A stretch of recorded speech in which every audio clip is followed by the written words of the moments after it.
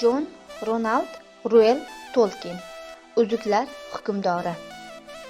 Britaniyalik adib Jon Ronald Reuel Tolkien qalamiga mansub Hobbit yoxud Borib qaytish romani uzviy davomi bo'lgan Uzuklar hukmdori roman epopeyasini ona tilimizga tarjima qilishdan maqsad sehr, jodu yoki afsungarlikni targ'ib qilish emas, aksincha yoshlarni yaxshilikka, adolatga, haqiqatga, mehr-muhabbatga bo'lgan ishonchini yanada mustahkamlash, kindik qoni to'kilgan yurt, vatanga bo'lgan muhabbatni yanada yuksaltirishdir.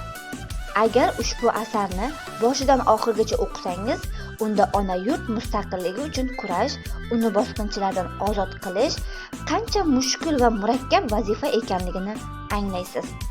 Agar ustida ishlar ekanman, jonajon O'zbekiston tilimizning cheksiz boyligidan samarali foydalanish, kitobxonning go'zal tilimizga bo'lgan hurmati va muhabbatini qo'llab-quvvatlashga urindim.